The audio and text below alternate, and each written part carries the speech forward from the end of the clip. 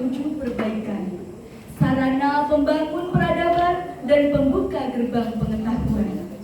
Pendidikan bukan hanya tentang sistem dan aturan, tetapi bagaimana pendidikan mampu mencerdaskan, mencerahkan, membebaskan, dan memanusiakan. Namun, bagaimana potret pendidikan era sekarang? Manusia hanya dianggap sebagai bejana kosong yang tidak berkemampuan. Sekolah dijadikan sebagai hal yang menakutkan dengan aturan-aturan yang menekan. Atau mungkin pembelajaran tidak lagi dianggap mencerahkan, bahkan sebagai pembatas kemampuan. Pertanyaannya, apakah ini yang dimaksud pendidikan yang mencerdaskan dan membebaskan? Ini pendidikan apa kejahatan? Lantas, bagaimana pendidikan yang seharusnya diterapkan? Di sini, pendidikan humanis hadir sebagai jawaban. Assalamualaikum warahmatullahi wabarakatuh. Perkenalkan, kami dari Universitas Negeri Malang. Saya Husnul Khotimah dan rekan saya Anis Minal Devi. Kami akan mempresentasikan paper kami yang berjudul Humanization of Education sebagai solusi mencapai pendidikan humanis dalam masyarakat multikultural.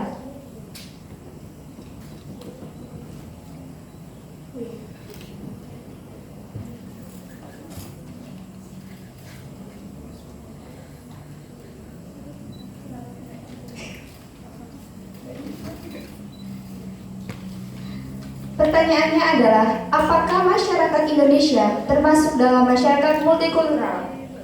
Ya, tentunya pasti kita semua menjawab bahwa masyarakat Indonesia termasuk dalam masyarakat multikultural. Hal ini terbukti dengan bahwa Indonesia terdiri dari 13.466 pulau, terdiri dari 134 suku bangsa dan 700 bahasa daerah. Indonesia dikaruniai oleh berbagai macam dan kaya akan budaya, bahasa, dan suku bangsa. Jika dikaitkan dengan pendidikan, apakah ini tantangan atau bahkan peluang?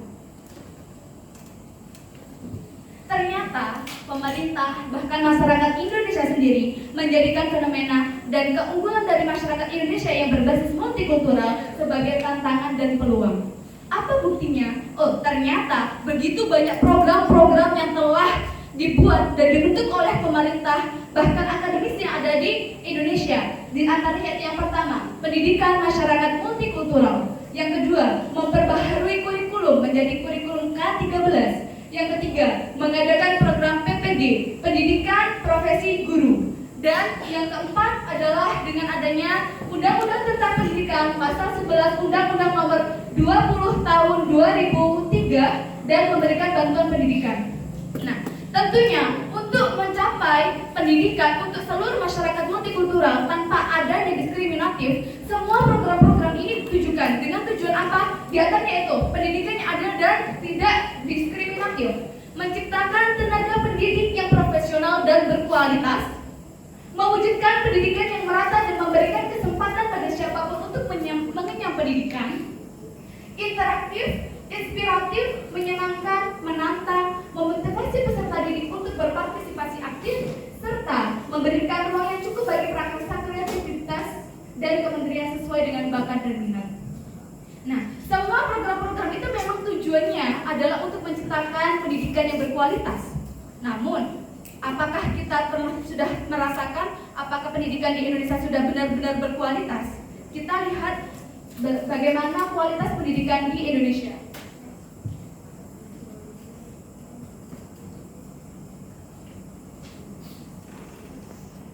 Kami mengambil ada beberapa sumber di mana di sini telah menunjukkan bahwa kualitas pendidikan di Indonesia. Dari beberapa media, di sini adalah pendidikan Indonesia berada di peringkat ke-57 dunia versi OECD, dan kemudian dari CNN Indonesia, dan kemudian lanjut. Dan di sini juga bisa bahwa Indonesia telah menduduki peringkat ke-71. Nah, di sini sudah kita memikirkan, oh ternyata kualitas pendidikan Indonesia, walaupun program-program begitu banyak, tapi kenapa kualitas pendidikan Indonesia itu masih seperti ini? Masih berada di jauh dari harapan. Kenapa? Mari kita lihat apa faktor-faktor penyebabnya. Pendidikan di Indonesia diharapkan mampu memberikan pembelajaran yang interaktif yang lebih mengedepankan student center. Namun kenyataannya pendidikan di Indonesia masih berbentuk pendidikan gaya baru. Jadi di sini sudah dilihat dari gambarnya. Yang sebelah kanan itu adalah harapannya. Harapannya adalah bagaimana siswa itu aktif, bagaimana siswa itu mampu menyampaikan argumentasinya, mampu menyampaikan pendapatnya. Namun pada kenyataannya adalah di sebelah kiri. Ini menurut Paulo Freire itu disebutkan sebagai pendidikan gaya bank, di mana siswa itu hanya dicekoki dengan pengetahuan-pengetahuan tanpa memberikan kebebasan untuk berpendapat, tanpa diberi kebebasan untuk bagaimana siswa itu mengembangkan bakat dan minatnya.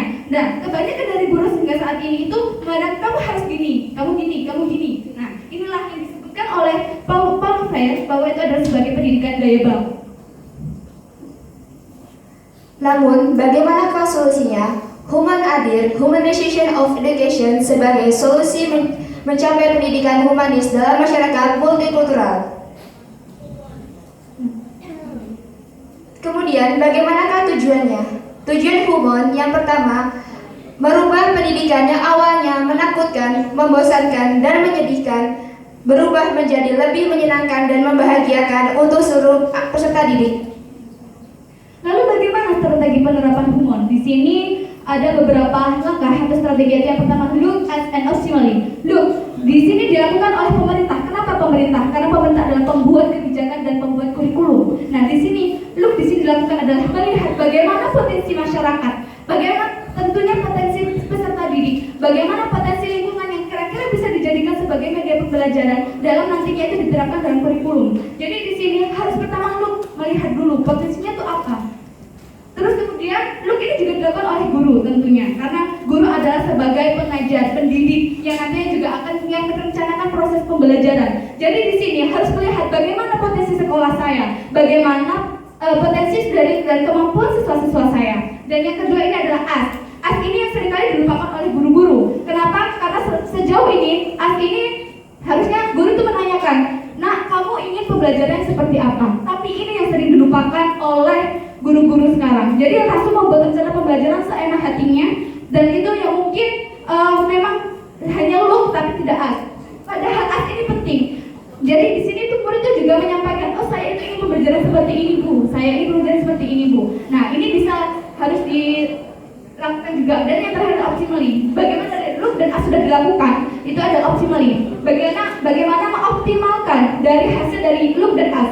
Kalau kita sudah melihat potensi, kalau kita sudah menanyakan apakah memang keinginan peserta didik, jadi di sini bisa mengoptimalkan. Oh, jadi ternyata ini model pembelajaran ini yang harus diterapkan. Oh, jadi ini strategi pembelajaran harus diterapkan. Kenapa kok dikaitkan dengan pendidikan pada masyarakat multikultural? Nah, di sini kan multikultural kan banyak budaya.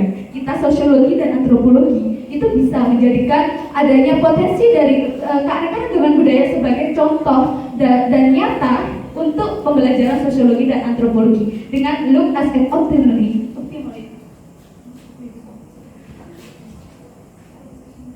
Kemudian, bentuk perwujudan Humon sebelumnya pernah dibahas oleh Muhammad Yamin dalam Sekolah yang Membebaskan.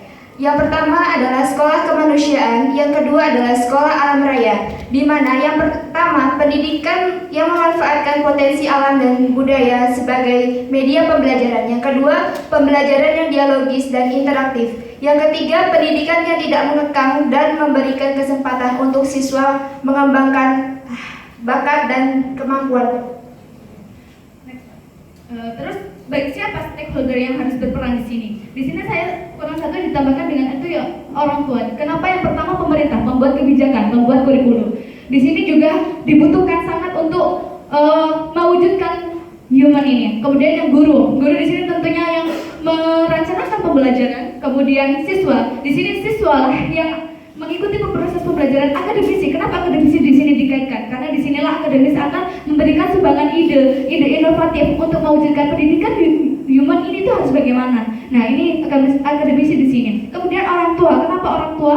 Karena sebagian besar dari orang tua hingga saat ini itu kamu itu tuh nggak menghargai bakat dan minat anaknya. Yang kamu harus, pokoknya kamu harus pintar matematika, kamu harus pintar bahasa Inggris gini-gini. Tapi tidak itu kan, tidak menanyakan, oh iya ini bedanya di olahraga. Kebanyakan, oh iya, jadi tidak mau memperdulikan bakat dan minat anak. Jadi ini stakeholder yang harusnya saling bekerja sama untuk mencapai human. Ya, terakhir.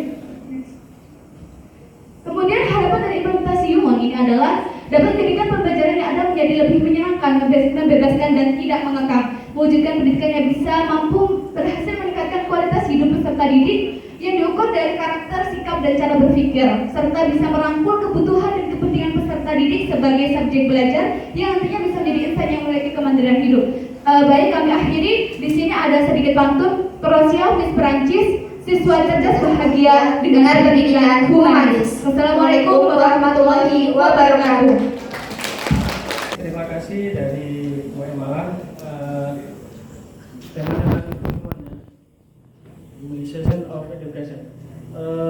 Kayaknya konsep ini saya kira sudah familiar bagi kita semua ya. Pendidikan humanis tadi sudah dijelaskan latar belakangnya. Pendidikan gaya bank, pendidikan yang tidak yang menindas gitu ya. Volunteer ya. Dari mana itu? Volunteer itu dari mana? Dari Brazil itu ya. Pendidikan gaya bank, di mana pembelajarannya bersifat subject oriented ya. Ya. Di sini tadi disebut sebagai solusi. Yang saya tanyakan singkat saja. Saya kok bingung gitu ya, tadi saya mendengar gitu ya. Yang dimaksud pendidikan humanis dalam program ini dalam proses pembelajarannya atau kebijakannya? Saya tadi dengar tadi juga diungkapkan pembelajarannya, tapi juga ada melibatkan orang tua dalam memilih sekolah, pemerintah, kebijakannya itu. Nah, itu perlu difokuskan gitu. Dan sebenarnya ini adalah fokusnya pada proses pembelajarannya atau pada kebijakannya. Saya kira itu. Terima kasih Bapak atas pertanyaannya. Baik, di sini memang di sini human ini adalah bagaimana bukan hanya proses pembelajarannya, karena proses pembelajaran juga mengacu pada kurikulum juga kan. Nah, jadi di sini bagaimana kurikulum dan juga proses pembelajaran itu saling berkaitan. Nah, kenapa kok orang tua tadi itu juga dikaitkan? Karena kebanyakan dari orang tua itu yang tidak menghargai bakat dan minat anak seperti itu. Kemudian kalau proses pembelajaran di sini serta pendidikan di sini atau kurikulum di sini itu saya mengambil dari tokoh Najila Shihab yang mendirikan sekolah alam yang ada di Surabaya. Nah, itu adalah beliau telah membuat kurikulum baru yang namanya sekolah alam. Nah, dari sana saya berkira di sana, oh ternyata di sini itu hasilnya dari adanya sekolah alam. Tadi kan ada sekolah kemanusiaan serta sekolah alam raya. Ini ternyata menghasilkan peserta didik yang intinya pemikirannya itu membebaskan, jadi intinya tidak mengekang. Jadi mereka tuh benar-benar diajak untuk menganalisis sebuah permasalahan itu secara langsung, secara realita. Nah, di sini jadi itu baik dari kurikulum maupun pembelajaran dengan adanya human itu saling berkaitan, karena pembelajaran pun itu juga mengacu pada bagaimana kurikulum itu diterapkan di suatu negara. Seperti itu, Bapak.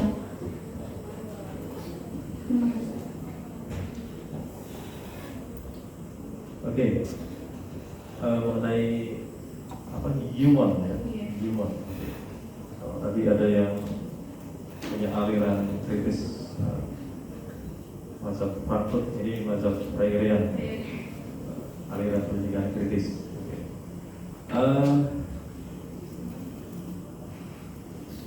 Anda mencoba untuk menjawab mencari solusi ya, bagaimana kemudian pendidikan humanis itu kemudian bisa diterapkan dalam kehidupan masyarakat yang plural, yang majemuk gitu ya. Kalau kita kaitkan dengan kurikulum kita, ini pendidikan ini maksudnya pendidikan formal atau informal yang Anda maksudnya? Informal. Oh, informal ya. Yang formal. Oh, yang formal. Oke. Ya. Di pendidikan formal kita, Kementerian Pendidikan sudah menerapkan berbagai kurikulum dan yang terbaru adalah kurikulum 2013 yang direvisi beberapa kali ya. Dan saat ini masih dijalankan. Menurut Anda, saya ingin tahu apakah kurikulum 13 ini belum memiliki perspektif humanis sehingga kemudian Anda menawarkan gagasan ini, ataukah malah sebaliknya, pendidikan humanis ini adalah terjemahan Anda terhadap K13 yang sedang berjalan. Kira-kira yang mana? Terima kasih atas pertanyaannya. Jadi saya ini karena mengapa saya mengatakan bagaimana kalau pendidikan humanis itu juga diterapkan. Sebenarnya memang kita berkaca pada kurikulum K13 memang ada yang tadi sudah disebutkan interaktif, inovatif, intinya itu memberikan kebebasan untuk peserta didik untuk mengungkapkan pendapatnya. Namun pada realitanya setelah saya ada ada penelitian di MAN 1 Malang, kemudian ada juga di beberapa sekolah, kemudian di daerah saya sendiri, ternyata kinerja dari beberapa stakeholder itu masih belum bekerja dengan maksimal. Jadi konteks K13 sebenarnya sudah bagus, namun itu karena kurangnya kerjasama dari para stakeholder, itu jadinya adanya sebuah kepincangan di sana. Nah, kemudian kenapa pendidikan humanis ini itu lebih diterapkan? Karena kalau misalkan hanya dari kurikulum saja yang diperbaiki, namun dari segi pembelajaran guru juga tidak memiliki kesadaran. Jadi itu di sini perlu guru juga harus memiliki kesadaran bahwa ini harus ada namanya pendidikan humanis itu bagaimana. Jadi tadi itu kenapa ada beberapa stakeholder yang berkaitan? Karena meskipun kurikulum desain beberapa sebagus apapun dan itu sudah mengacu pada humanis, tapi kalau beberapa stakeholder yang termasuk orang tua, pemerintah dan yang lainnya itu masih belum bekerja dengan semaksimal mungkin, nuansa humanis yang ada di K13 itu masih belum terlaksana dengan baik seperti itu, Bapak. Terima kasih atas pertanyaannya. Kami akhiri. Wassalamualaikum warahmatullahi wabarakatuh.